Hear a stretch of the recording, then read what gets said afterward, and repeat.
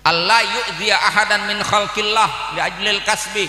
Jangan ganggu, jangan nyakitin orang lain dalam hal kamu mencari rezeki. Tidak boleh, haram hukumnya. Jangan. Ente mau kaya silakan, tapi jangan rebut punya orang. Ente mau punya banyak silakan, cari dengan cara yang halal, nggak usah nipu, nggak usah bohong, karena ngerugiin orang. Man akhadha shibran minal ard fawaqahu Allah bisab'i aradin, kata Nabi. Siapa orang mengambil tanah orang lain, nggak banyak, nggak sejengkal doang, sejengkal, patok dipindahin, sejengkal digeser. Nanti di hari kiamat Allah akan kalungkan lehernya dengan 7 lapis bumi.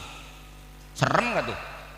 Sejengkal di sini, sono 200, ke dalam hitung dewek, jangan bilang sejengkal. Dahsyat. Coba apa nggak dahsyat kalau laut aja pakai dipatok, coba kan serem. Laut pak, laut di pagar, besok langit di kapling. Saya nggak ikut campur. Coba rakusnya manusia, dahsyat nggak? Masya Allah. Oh Allah yajhada, la yajhada li ajli kasbi. Jangan ngotot banget nyari duit, biasa aja. Ini saya ngomong ini, saya berani ngomong, saya udah ngalamin pak. Jelek-jelek begini saya pernah jadi CEO, komisaris pak. Saya punya perusahaan dulu, saya punya komisaris. Ya walaupun kecil usahanya, tapi kan judulnya komisaris. Saya main di properti dulu, bahasa orang kampung saya udah biasa tidur di atas duit. Ya, duitnya di bawah bantal. Artinya berkecimpung dalam usaha dunia, pak. Ujung-ujungnya mah pak, yang udah ditakar tetap masuk, yang udah kebagian kita, biar kita udah pegang, lepas. Mau kemana juga, beneran. Ente belajar dari proses makan dah. Ya, pagi-pagi berangkat nyari duit, buat nyari sepiring nasi, bahasa kasarnya. Udah dapat duit dibeliin beras, udah dapat beras dibawa pulang, kan udah milik keluarga tuh, namanya dibawa pulang udah milik keluarga. Dimasak sama bini kita, matang sama lauk, ditaruh di atas meja, disendokin ke piring kita. Udah berubah lagi tuh, bukan milik keluarga lagi, udah milik saya, karena itu piringnya piring saya, di depan mata saya, itu udah jelas punya saya, jatah saya. Udah di piring jatah saya pegang, saya suap begini nih, berarti udah nggak milik orang lain, udah bener-bener saya banget udah, bener kan? Tapi pernah nggak nasi yang di tangan dan di bibir jatuh? Pernah ngalamin? Memang takdir Allah, butiran nasi itu tidak ada catatannya bahwa dia masuk ke perut ente. Kau usah penasaran sama dunia,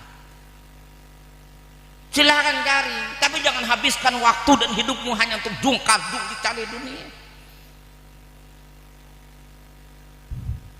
Bisa saja kaya, ujungnya memang dasar bangkrut aja.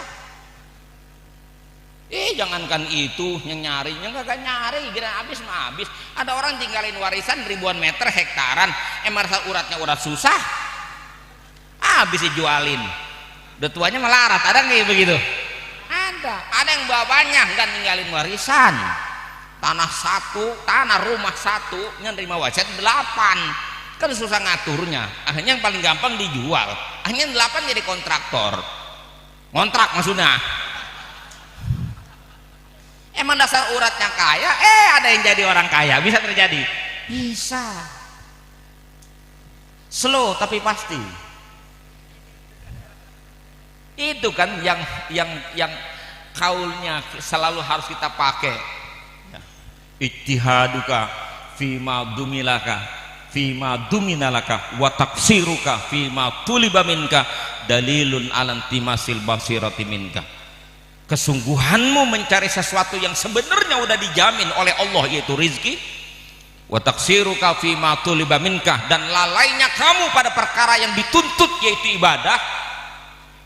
Rizki kau ngotot, ibadah kau malas, dalilun alantimasil basirati minka, itu menjadi bukti bahwa mata hatimu tertutup kamu belum cerdas, kamu belum paham. Jadi kan wa alla yajhada nafsahu, jangan dihabisin semua energi hanya untuk nyari dunia, tidak. Wa alla yara rizqahu min kasbihi, jangan menganggap rizki kita itu dari hasil usaha kita, tidak.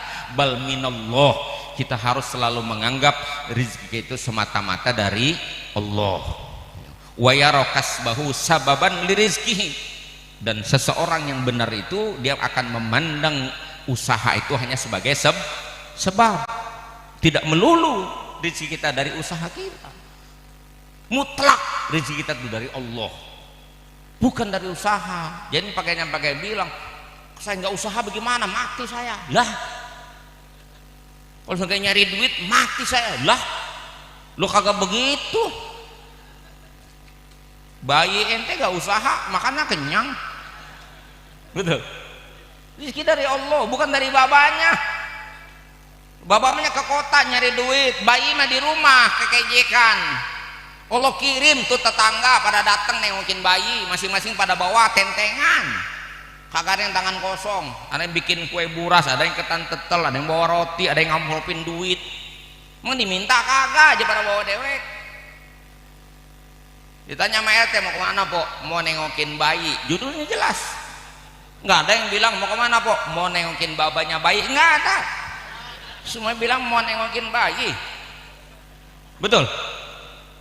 Dan ibu-ibu itu semua udah punya pengalaman, kalau bayi belum makan ketan tetel, judulnya mau nengokin bayi, yang dibawa ketan tetel, bawa roti, bawa kayak pisang, kan belum dimakan sama bayi. Yang lebih aneh lagi pakai ngasih amplop, lah bayi belum tahu Alfamart di mana. Coba dah, ente bilang mesti dicari, kalau nggak dicari nggak ada, belum tentu tuh bayi nggak usah nyari dapet. Betul? Iya. Masih nggak percaya kalau dibilangin?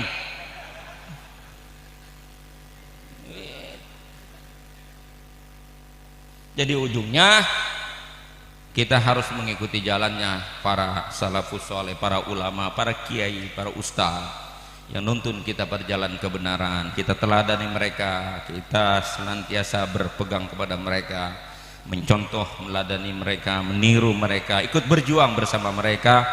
Insya Allah kita akan dibangkitkan nanti bersama orang-orang baik, berkumpul bersama manusia terbaik, masuk di dalam surga bersama Nabi kita Muhammad SAW, khairul khalqi, ashraful khalqi, sebaik-baik manusia, dengan cara senantiasa kita meluruskan niat dan usaha kita semata-mata untuk ibadah kepada Allah.